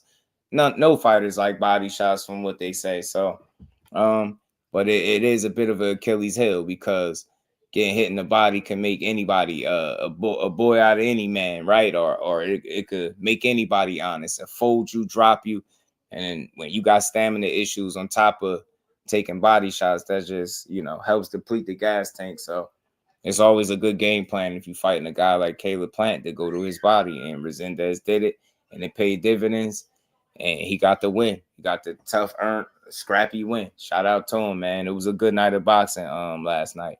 But just want to talk about Friday's fights a little bit, man, before we get out of here, man. Friday, we got to see some fights, man.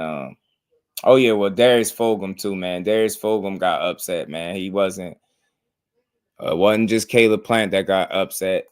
Darius Fulghum, DFG, fought Beck the Bully, and he got outboxed. He got out-hustled down the stretch, too. It was a back-and-forth kind of a fight, but it was one of those, where you allow your guy to hang around too much, and he gets you. And that's what happened with Fulghum. They was going at it. It was a good-ass fight, though.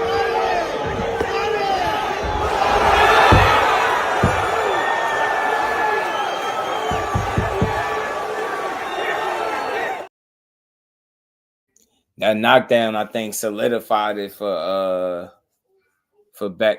I think Beck getting that knockdown, like he damn near got a buzzer beater knockdown. That was the worst absolute time for him to get knocked down. Ray B was good with it. Shout out to Og Busy. Was good, fam. That was the absolute worst time to get knocked down. It was a scrappy back and forth fight. Fulghum seemed like, again, once guys are they start to get tired, they respond much differently, and he became a lot more hittable. And Beck was getting a lot of shots in there, and the shots was seemingly buckling him. He was getting phased by those shots. He was feeling the weight of them punches. And Beck, man, he weathered the storm, man. He outlasted the youngin down the stretch, out-hustled him, and he beat him. A good win for him, a really good win. I thought Fulghum was going to pull it off, but Beck, man, he didn't let the fight get away from him. He kept it close. He kept the rounds competitive. And then, again, down that last quarter or so, he changed the duration of the fight. And that knockdown was huge. That knockdown might have solidified it for him. So, learning experience, learning lesson for Fulghum. Let's see if he bounced back, how he bounced back. I'm pretty sure he will.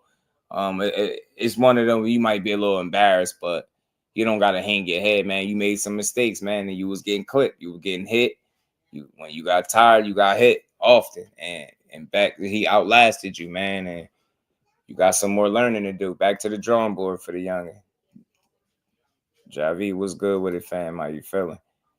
But good. It was a good fight, though. Good scrappy fight. It was a fun fight, back and forth, man. They was going to war. And it became a war of attrition. And Beck outlasted the youngin for sure. He definitely outlasted the youngin. But lastly, man, one last fight I wanted to talk about, man, was Khalil Coe going back in there with his rematch over Gallegos. And he got hospitalized the first time in the first fight twice, you know what I mean, for that fight. That's crazy enough. And he still went in there, fought him to 9 rounds, got stopped in a 10-rounder. And he ran it right back. You know, we always say we like to see guys get it back in blood and different things like that. And that's exactly what he did. He ain't just said he did it. He got in there. And he beat this dude pretty handily. And it was reminiscent of the Jermall Charlo's performance. The jab was on display early. He set everything up behind the jab. He was patient. He took his time. He didn't get hit with the same shots that he was getting hit with in the first fight. He's just like a totally different fighter. And that's why I believe that he definitely off. Getting hospitalized twice and still fighting is crazy to me. He should have pulled out. He had plenty of opportunity and multiple opportunities to pull out, but he didn't do it. He stayed down. He took the rematch. I seen people writing him off. They said he was going to get stopped the same way. They could see it being the same way as the first one. I knew it, not just because he's from Jersey. I just knew that wasn't him in the first fight. I watched enough of his fights to know that he didn't have a bounce or spring in his step. And now I know why. I didn't know that he got hospitalized. He didn't want to, speak on it because he ain't wanted to come off as an excuse. But if you're a real one, man, they humans, yo. You get sent to the hospital twice in a damn training camp. That can't be just for you know what I mean? Just for the hell of it. You get what I'm saying? There's obviously some issue there. and his performance reflected it. But from that one to this next fight, this rematch, night and day, totally night and day, totally different fighter. That's the guy that had people looking at him as one of the best 175-pound prospects in the game. You get what I'm saying? So shout out to Khalil Coe getting his revenge, getting it back in blood, stopping this dude on the stool, busting his nose up. The jab was on display. It was a heavy jab. You get what I'm saying? Active. He everything you want to see a guy do in a rematch. He didn't fight like he had any layover from the first fight. He really just took it to his guy. And again, it's like Charlo's fight. The jab set up everything. Once they bust his nose up real good, that was all she wrote. Bruce, guys, what it do, homie? How you feeling, OG? And McQueen, what it do, homie? All right, so I didn't even know about the hospitalization thing. That may explain why he got away from what was working early on in the first fight. Because I'm watching the first fight. I'm like, what the hell are you doing? Like tactically, he was moving well. You know what I'm saying? Landing the shots, getting off the line and all that.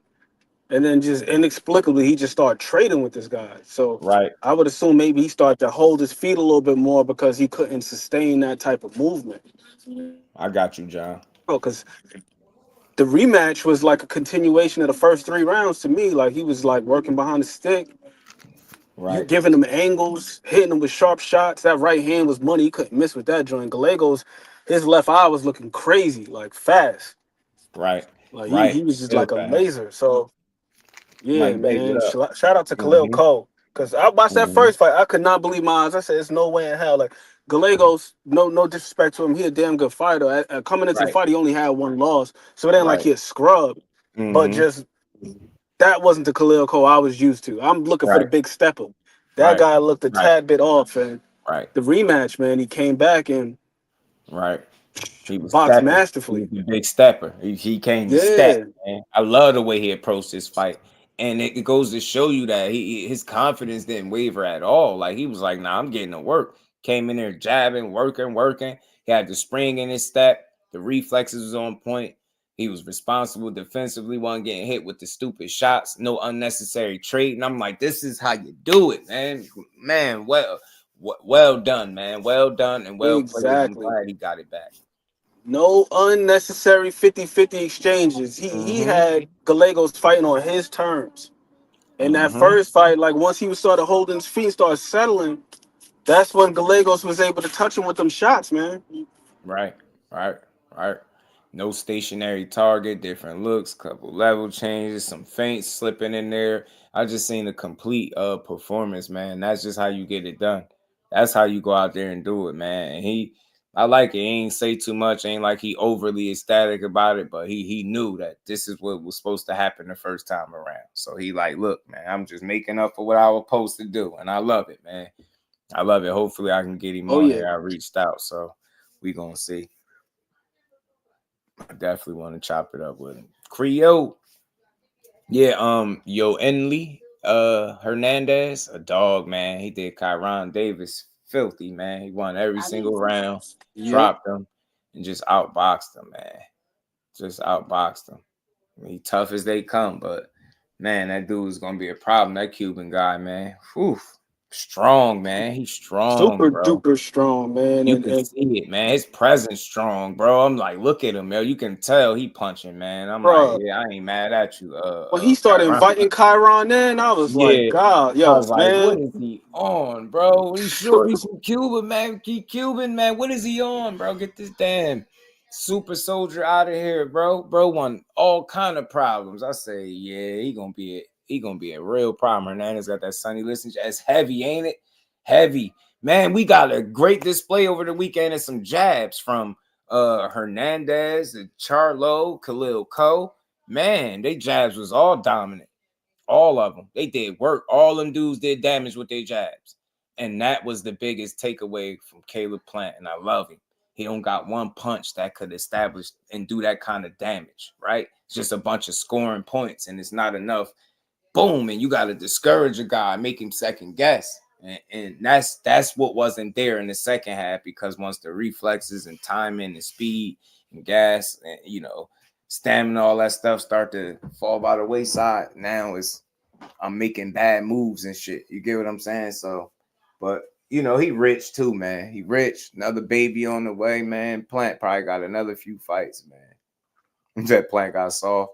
Shit, I think I don't think he prepared for that dude. I don't think he expected that guy to be that tough. He could say what he want, fighters, and never say that, but it's nothing that would have indicated that he was going to do that, man. You get me? No way.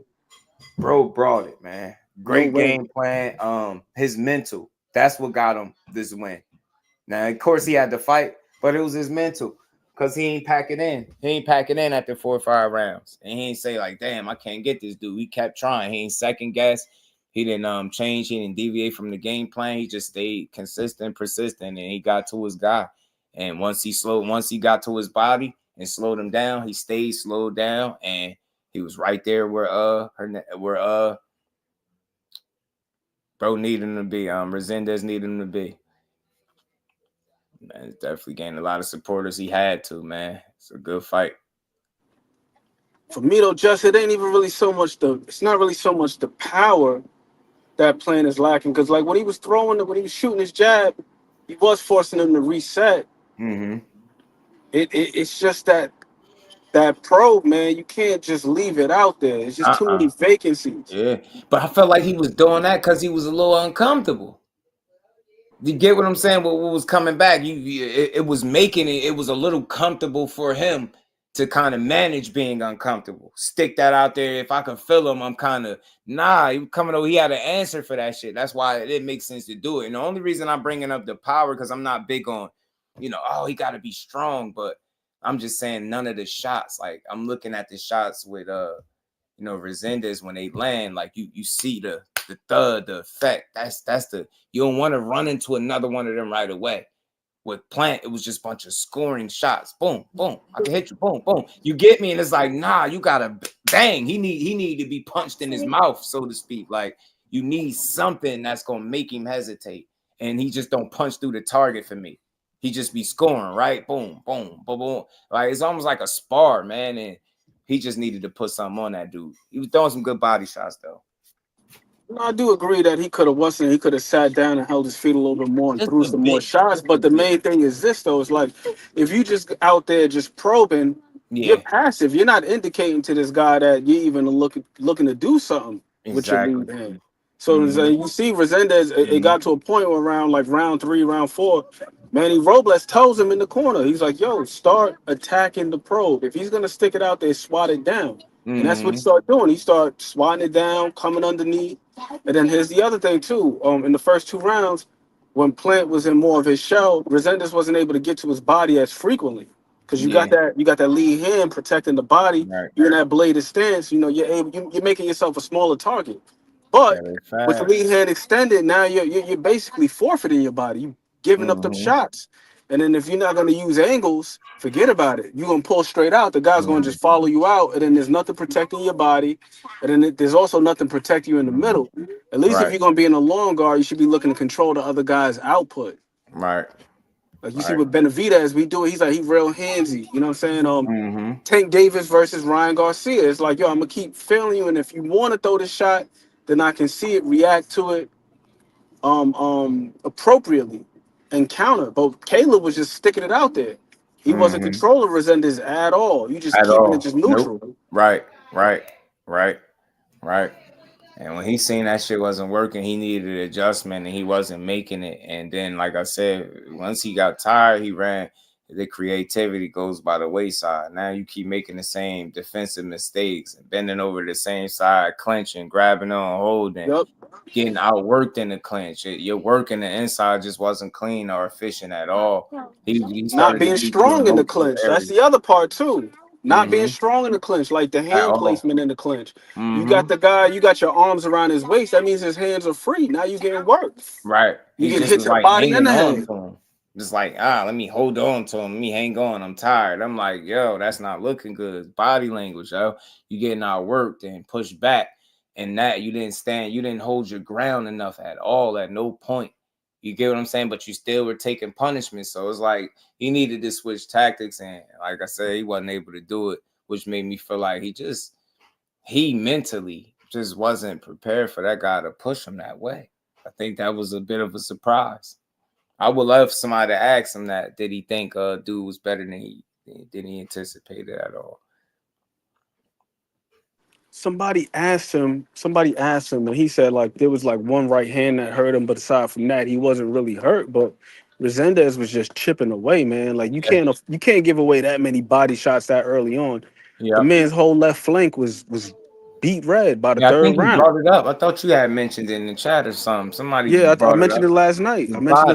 Yeah. But I noticed it started happening like once he started being overly reliant on the probe. And I think that's the other thing too. I don't think he anticipated that Resendez would be able to close the distance the way he did. Because Yeah. generally you see a lot of guys when they try to fight from the outside, they utilize that post and they keep it out there as a way to like measure and just find the range. Right. But Resendez was doing the smart thing where he was attacking it, slipping underneath, coming over the top. And then like by then he took so many shots to the body that, you know, he was just spent. So it was one of them situations where he was working against himself, burning the candle at both ends. Because when he was utilizing his legs, he's bouncing. That takes energy. Then you taking shots to the body. That's sapping even more energy. Then when you find yourself on the inside and you know you just holding on, you're not even clinching, you're not tying him up. Nope. Now he's getting more free digs to the body, shots over the top. It was just too much, bro. Yeah, man. Sticky situation for my guy Caleb, man. Sticky situation to be in, man. And I think one of the biggest keys also to the fight and for Resendez was his patience. Man, his patience was on another level. And not ever panicking, like feeling like the fight getting away and I gotta go for bro. Nah, he just was steady. Just steady. And he stick to the game plan. Like he was confident that what he was doing was gonna work at some point, and it paid off for him. Beautiful patience from that. Agreed. Because the first 2 rounds, it looked like, okay, Caleb Plann's about to run away with this thing. He's about to get clinic. Yeah. But then I was saying it in the chat last night. I was like, damn, Resendez is patient as hell. Like he's just like really taking his time. And then eventually he start to find him. He start to locate him to the body. And it could be that, man. Caleb Plant at a much different point. It's like dude was saying, man, Resendez is hungry. Like he said, he hungry. Talking about is having a baby. Like it's just, you know, I know Caleb got one on the way, but he on his second one. He toward the end. He already had a couple losses. It's just like, little, younger man. He pushed, man. He wanted it, and Caleb having more experience in being in that situation didn't play a factor. And you also got to think that the implications are far bigger for Resendez than it is the other way around. Caleb Plant, he done already been to the big dance. At 168, it get no bigger than Canelo Alvarez, so he already had that fight. He cashed out pretty much.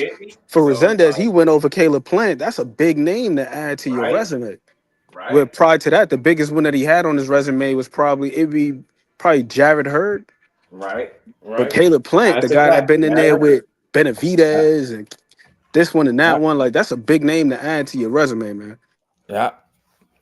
So he understood the moment, man. He understood the moment and the assignment, man. Shout out to him in his corner too, man. Shout out to Breadman just for being real, authentic, and genuine, man. And in no way, shape, or form did he throw his man under the bus, but he just gave credit to the other side. And even I like the bit that he said about we ain't gonna be fighting Resendez, we're gonna be fighting him times 2 if we fight him the next time around, because he gonna be confident. He gonna think he could stop you this time.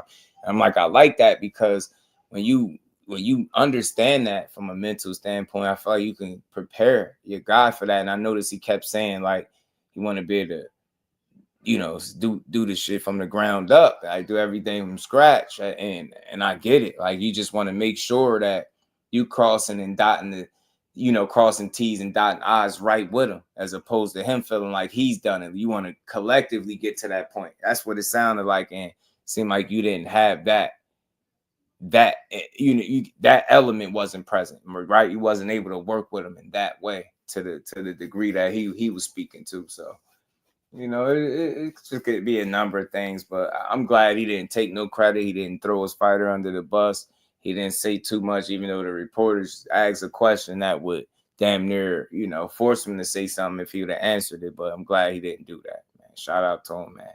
a good night of boxing, big upset for him and for Darius Fulghum. 2 upsets of the weekend, and Khalil got his back, man. I love it, man. Good weekend of boxing, man. Definitely, for sure. And we're gonna get to this TO stuff. I'm gonna say that But for tomorrow. Fulghum, man, you know one thing I would like to see from him? I'd like to see him just like work a little bit more and trust his offense. He just seemed like he was just waiting a little too long in spots. Shout out to my baby girl, the queen, Miss Jusdu. Yeah, you're right. Mike Ron would it do. Yeah, he didn't have a mark on his face. He was just ready to go, ready to club and everything. Resendez was, but good night. I mean, good weekend of boxing, man. But it's, I guess the bad trend continues of scheduling fights before you get through the fight, right? Because that's what they were doing again.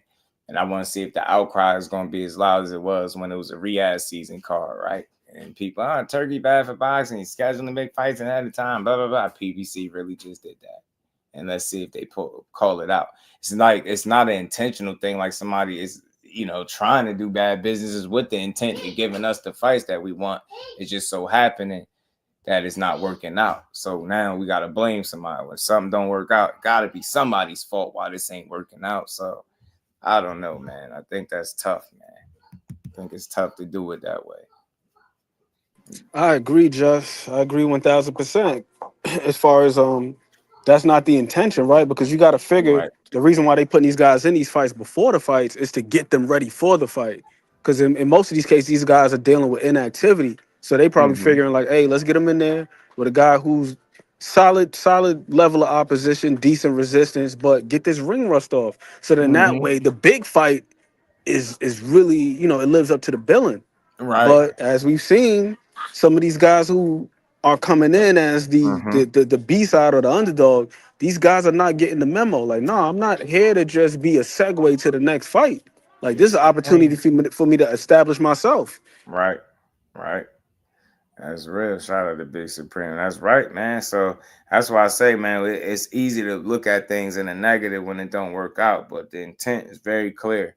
They're trying to get people to fight fights that we claim we wanted, but it's not, you can't blame the powers that be when guys don't take care of their business. You get what I'm saying? That's not, we can't go to blaming the wrong people. Nah, not their fault for this one, bro. They tried to do it the right way.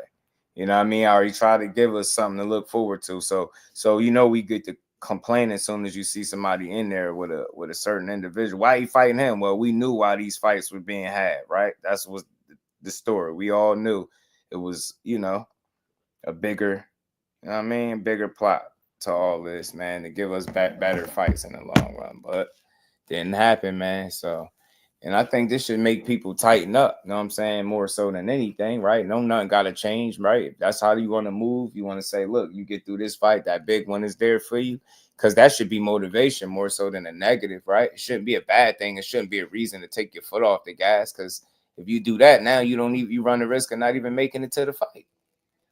Take the rematch and even come with that all or else mentality here. Boxing, what it do, homie? How you feeling, bro? Yeah, man. Good night, man. But I did see somebody say it was gonna be some upsets, so it was a couple. But no robberies nowhere. It could have been a UD, I tell you that though. That's the only difference. But good fights, man.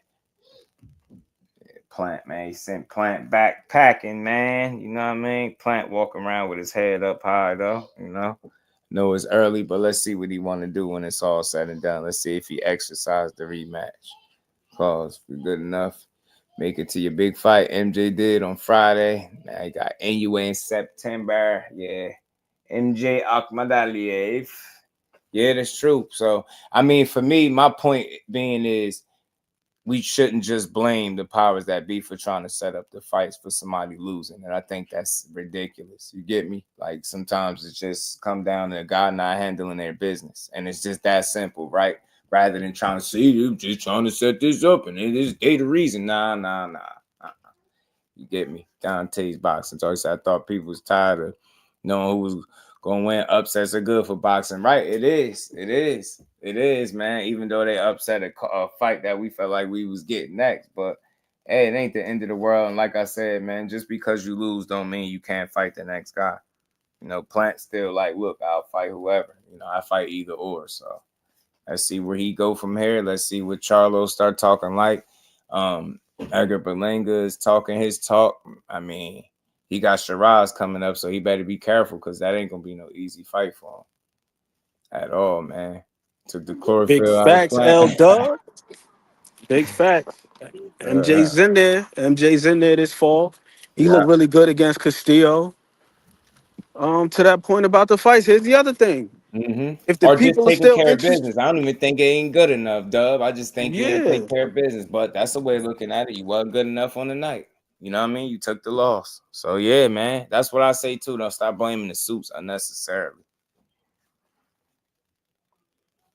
But I said if the people are still interested in Charlo Plant, which they appear to be on social media, if you can make that fight happen, make it happen. I think Yeah. people still want to see it anyway. I mean, we look Yeah. at Yeah. look at the way that they do B-sides. These B-side guys have the greatest resumes. I was just talking about David Ever. Avenesian the other day. This dude done fought Shane Mosley, Bud Right. Crawford, Bruce Ennis, You're a for host of guys. generations of fighters and shit. Feel You me? know what I'm The fourth generation. So if guys like that can continue to put themselves in a position where they're being made as opponents to the marquee guys, if a saying? marquee guy lose, throw his ass right back in there with another marquee guy.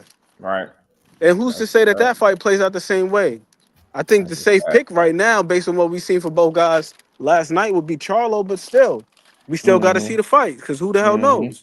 Yeah. You just never know what could Facts, happen, Big man. Supreme, same thing with Kyle Velasquez. That dude done fought everybody. He ain't turning his Yeah. collar down.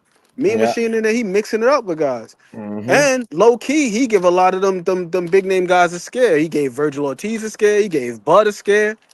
Like, yo, just make the fights happen and let the public support it or not. That's a But fact. if Charlo still wants to PGA. fight, which he said he does, and Caleb Plant, he's willing to come back. Let's say hypothetically he is shot, as many people are speculating. Hey, make that be the fight where you ride off into the Yeah. sunset, cash out one last time, give us one big one, and then just go enjoy his beautiful family. The man could Right. call it a career after that. Right. So Right. That's a fact. That's a fact. Man. So man, just Tim Layton would it do, man. But overall, like I said, I enjoyed the fights, man. You know, Caleb Plant, man. I hated to see him lose, but you respect the hell out of a dude like Resendez, man. He came to win, bro. He did what he was supposed to. He did it the right way. He was ecstatic about it. Bro was look at him. Man, I feel him. Man, Charlo was in his bag too, high stepping and shit, punching on Thomas Lamanna ass, man. And then you got the Caleb Plant pack, man. That Berlanga said they smoking. Disrespectful, man. Disrespectful. What's good with it, Teach? Charlo looked sharp last night, man. And to me, it wasn't just the jab. Like, yeah, Jermall? the jab is the story of the fight. But Yeah. We got to see, I told you, the display about 3 great jabs over the weekend. Khalil Coe shit was money. Hernandez. Charlo looked sharp. Yeah, man. Charlo shit was just like blistering, man. They out here busting noses and faces. Once you do that with just the jab alone, man, it's gonna be trouble because you ain't even get to the rest of your arsenal. Boys be crying. What it do, fam? Shout out to everybody in the chat, man. I just wanted to come here and build, man. A little bit, do a little recap on these fights, man. And like I said, I'm trying to will myself to the no days off till we hit 10K. So if y'all new in the building, make sure y'all sub to the channel. Make sure y'all notifications on, man. If you ain't hit that like button, make sure you do, man. Charlo Berlanga. I'm looking. Listen, I want to see some of these fights, man. I want to see him, man. Charlo, I don't know where he's gonna go after this one, but you know what I mean? Yeah. I think he can get a little bit better, a little sharper. You know what I'm saying? But let's see how as he continue to acclimate. Hopefully he stay active. Whatever they do, just keep that man active, man. If you want the best Jermall Charlo possible, he got to stay active. Yeah, that jab was the highlight of the night, man. That shit was picture perfect, man. Picture perfect jab. I He love it. had that one jab. I think it might have been the fourth round, third round, closed the round out. Damn near sent Cornflake across the ring. I said, damn, that shit was firm. He was jabbing like a man possessed. I'm like, yeah, that's how you do it, Charlo. That's how you do it, G. That's how you do it, man. Got people talking about how he got the best jab in the game. I just like hearing them get his flowers, man. And again, hope he take a little rest the body, and get right back in there. You know what I'm saying? Get right back in there, stay active, and just keep it rolling, man. You want it, especially at 35, you want to stay as active as possible. You know what I mean? That, you don't need no more inactivity. Yeah, but Berlanga is a tough fight for Plant because slowing down, and he ain't gonna stop Berlanga, so he gonna have an opportunity down the stretch. You know it, and he gonna be swinging for the fences. He might stop him. Shit, it could happen. But I want to see any of them fights: Charlo, Berlanga, Plant, Charlo, or any of these dudes. I want to see him mix it up. Good wins. And big shout out to Khalil Coe, man. That was a great win, man. Darius Fulghum, I know he'll be back. Yeah, I think Plant should definitely stay active. Not Plant. Charlo should definitely stay active. Even outside of the ring, man, CJ with just a do, Blaze with a do. keep himself close to the weight. That was the first time I seen him look like that physically, though. He looked a little soft around the body. At first, I'm like, damn, I don't know about Jermall, just like the way he look, because generally he's cut, man. He's real defined, but he did look a little soft around the midsection. I just chalk it up to the time off and him still having to, I feel like and it's probably the another level. rehydration too. Probably the Like rehydration as well. Right. I feel like it's more of a acclimation process that he can go through and get a little bit sharper, more defined at the weight. With more work, of course. But it's got to be consistent. He got to stay active. Any inactivity is only gonna hurt him from this point on. So I'm hopeful that he understands that and he in a position where they can proceed as normal. Shout out to CJ and everybody pulling up, man, for the Sunday build, man. It should have been matchmaking. Yeah, man. Yeah, man. But that's pretty much my thoughts for this weekend fights, man. We'll see if the bag was fumbled by Plant. We'll see where Charlo go from here. And I'm looking to get Khalil Coe on here. I can't wait to see his next one. I like the way he responded after losing to this guy, stopping him the way he did, having him quit on the stool. Fun night, fun weekend, should I say. Fun weekend. But shout out to everybody. Appreciate y'all rocking out, man. I ain't gonna stay here too much longer. Hit the like button for your guy, man. Y'all stay tuned, man. Make sure y'all notifications on because we coming right back tomorrow and we gonna build some more, man. Y'all already know. June boxing, it's on point. Next weekend will be dope. We here for it, man. We here for it, man. We're gonna try to make sure we call some more fights coming up, and we're gonna have some fun, y'all. We do, Keyshawn. I'm thinking about it. I might as well. If I'm here, I think I'll be live for Keyshawn fight because I ain't gonna be there. But we're gonna do it. But again, shout out to everybody. I appreciate the support. Shout out to the homie Adam McQueen coming to build with me. And look, y'all, see y'all tomorrow at 4 p.m. Y'all already know. So with that, enjoy the Sunday, man. Final words. Pardon me, and final words. Oh no, my final words is in addition to hitting that like button, if you're new here, hit the subscribe button. If you've been here, share it with somebody that you believe would like to be here and benefit from being here. Got to make sure you share it so you get new people in there. You see my guys on the road to 10K subscribers, 1 million likes. And I would love for all of us to aid them in that conquest. So let's go. Make sure not only do you hit the like button, but make sure you share the channel with somebody who loves boxing. Right. Facts. Fake, my guy. Alberta, my guy, man. You're sure to be there, man. Monday. It's tomorrow. And you gonna be with your new threads. Fate, my guy, your coach had the sharp ass jab. Him, Charlo, and Resendez, the jabs of the weekend, man. Jabs of the weekend, upsets of the weekend was Fulghum and Plant.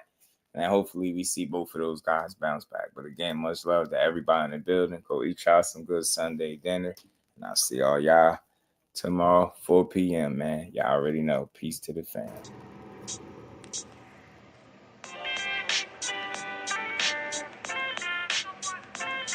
Yo, you know the deal. We back again. We never slacking. Word 'em up. Ladies and guys, whether if you drunk or you high, it's time to pay respects to the illest man alive. If you think you got a point, he'll shrink you down to size. And from there it's downhill like a slinky or a slide. Open your eyes, got a deep connection with the rise, so you might see them jump in whenever they go live. Peep it, this channel blowing up now, it's not a secret. With tons of exclusive interviews to listen to. Them other channels I hate, but yo, they missing clues. They start narratives, sip the goose and twist the truth. It don't take a rocket scientist to get the proof. Just click the live at 4 p.m. Eastern time. But when you chime in, make sure you keep it kind. But if cowards want to debate, then it's feasting time. My man Jusdu shine busy all the time. Grind 24/7, 365. Videos he might have 365. My rhyme sick, they make you do a 365. You get a rich if you think you fit to survive. It's Jusdueboxing, time to click the live. Ain't no beginners, if you soft, you ain't down to ride. I crush you, respect too, it's Jusdu. He got the illest boxing show on the internet. The boy been a threat and he ain't even had dinner yet. Word 'em up. Yeah. You know what time it is.